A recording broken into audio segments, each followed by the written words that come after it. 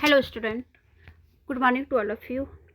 आइए आज हम लोग जानेंगे कि हमारा जो देश है, हमारे देश में केंद्र जो है शक्तिशाली है, लेकिन फिर भी संविधान संघीय कैसे है, इसके बारे में जानेंगे। क्वेश्चन आता है कि शक्तिशाली केंद्र होते हुए भी भारतीय संविधान संघीय है, कैसे है, इसकी व्याख्या कीजिए, या भारतीय संविधान के संघात्मक लक्षणों को बताइए। भारत में जो संविधान है वो संघात्मक है, इसकी क्या विशेषता है या क्या लक्षण है, या फिर शक्तिशाली केंद्र है फिर भी भारत का संविधान संघीय है, कैसे है, इसकी व्याख्या करें। तो आइए हम इस बारे में जानते हैं। भारतीय संविधान के संघात्मक लक्षण, प्रकृति, विशेषताएं क्या है, इस बारे में जो है हम पूरा डिटेल से आइए जानते हैं कि भारत के संविधान की जो विशेषताएं इसे एक संघ राज्य का स्वरूप प्रदान करती है। कैसे करती है, तो आइए हम पॉइंट के रूप में जानते हैं। पहला है कि लिखित एवं कठोर संविधान। संघात्मक शासन विभिन्न इकाइयों, राज्यों द्वारा परस्पर की गई संधि के फलस्वरूप जन्म लेता है। संघात्मक शासन जो होता है, यानी केंद्र और राज्य का जो शासन है वो कई इकाई, जैसे कि राज्य है तो राज्यों के द्वारा परस्पर की गई संधि के फलस्वरूप जन्म होता है। राज्य और केंद्र के बीच में जो समझौता हुआ है, जो एग्रीमेंट हुआ है, उसी का फलस्वरूप है संघात्मक संविधान। यह संधि लिखित होती है, यह जो एग्रीमेंट होता है यह लिखित होता है और संविधान के रूप में होती है। जैसा संविधान हमारा कह रहा है उसी अनुसार होता है। बिना संविधान संघ की कल्पना नहीं की जा सकती है। जो बातें संविधान में नहीं है, अगर उस बात को लेकर के अगर हम एग्रीमेंट करते हैं तो ऐसा संभव नहीं है। भारत में इसीलिए एक विस्तृत, लिखित एवं कठोर संविधान बनाया गया है। हमारा संविधान लिखित भी है, कठोर भी है और कुछ लचीला भी है। कठोर और लचीला के बीच का समन्वय है हमारा संविधान। दूसरा जो है शक्तियों का विभाजन, यानी कि शक्ति का विभाजन किया गया है। केंद्र के पास जो शक्ति है वो कुछ शक्ति राज्य को दिया है और राज्य के पास जो शक्ति है वो कुछ शक्तियाँ पंचायत में दिया गया है, जो कि 1993 से जो है लागू है पूरे देश में। जो पंचायती राज व्यवस्था है, जो त्रिस्तरीय जो है, तो उसमें एक पंचायती राज है जो कि संविधान, जो कि अनुच्छेद 40 में जो है पंचायत के बारे में संविधान में बताया गया है। तो ये संविधान, ये शक्तियाँ जो है विभाजन है।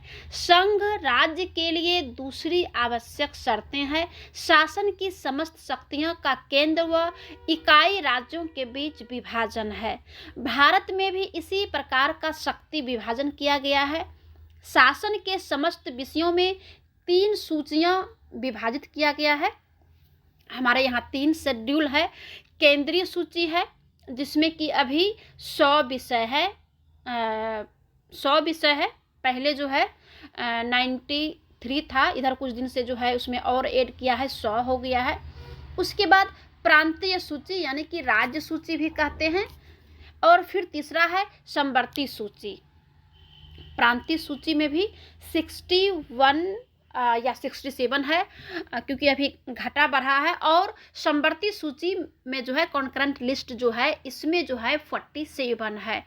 तो ये क्या है कि केंद्र के पास कुछ शक्ति है जिसके ऊपर केंद्र कानून बनाता है और फिर उसे लागू करता है, और कुछ शक्ति राज्यों के पास है, कुछ विषय राज्य के पास है जिस पर कि सिर्फ राज्य ही कर सकता है, और कुछ विषय समवर्ती सूची में जो 47 है इस पर दोनों बना सकता है। केंद्र सरकार और राज्य सरकार दोनों मिल करके कानून बना सकते हैं। तो समस्त अवशिष्ट शक्तियां पर कानून बनाने का अधिकार केंद्र सरकार को ही दिया गया है। अवशिष्ट शक्ति यानी इसके अलावे भी कुछ शक्तियां जो शक्तियां बच गई है, जो भी विषय बच गया है, तो वो सारी विषय पर केंद्र ही कानून बनाएगा। तीसरा जो है स्वतंत्र और सर्वोच्च न्यायालय। हमारा जो न्यायालय है, हमारा जो कोर्ट है, वो स्वतंत्र है और सर्वोच्च है, यानी सबसे ऊपर है। संविधान में न्यायालय से ऊपर जो है, जो बताया गया है संविधान में, न्यायालय से ऊपर, सुप्रीम कोर्ट से ऊपर कुछ भी नहीं है। तो संविधान में संघ राज्य के लिए इकाई राज्यों द्वारा की गई संधि की सभी शर्तों का उल्लेख संविधान में किया जाता है, किंतु संविधान की जो व्याख्या है उसके संरक्षण और संघ के इकाई राज्यों के मध्य उत्पन्न विवादों को निपटाने के लिए सर्वोच्च न्यायालय की स्थापना की जाती है।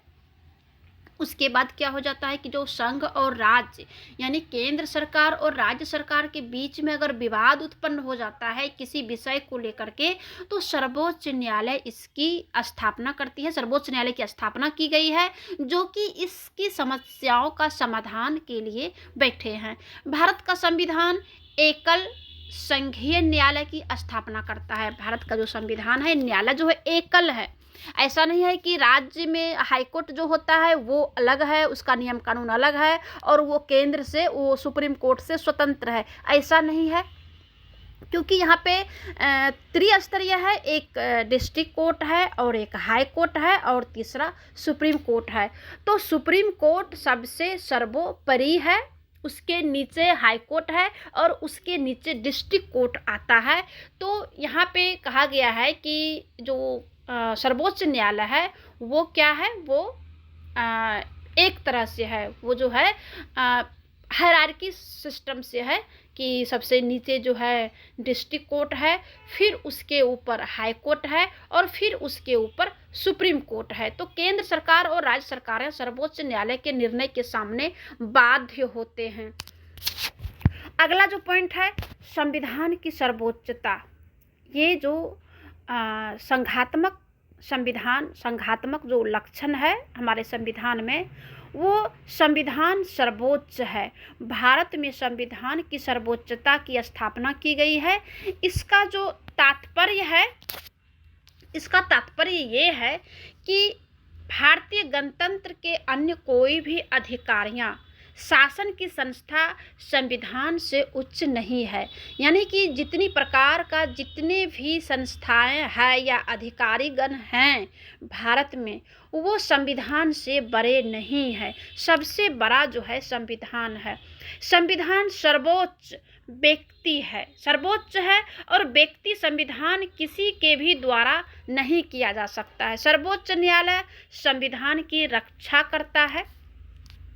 पांचवा जो है कि दोहरी शासन व्यवस्था है। भारत में राज्यों के प्रथम संविधान की जो प्रथम नहीं, ये पृथक है, क्योंकि भारत में जो राज्यों के पृथक संविधान की व्यवस्था नहीं की गई है। जैसे कि अमेरिका सब में जो है राज्य का जो संविधान है वो केंद्र से अलग है, वैसा भारत में नहीं है। संघीय संविधान में राज्यों की शासन व्यवस्था का उल्लेख किया गया है और राज्यों में पृथक व्यवस्थापिका, कार्यपालिका और राज्यपाल की व्यवस्था किया गया है, ना कि संविधान जो है राज्य में अलग से है, ऐसा नहीं है।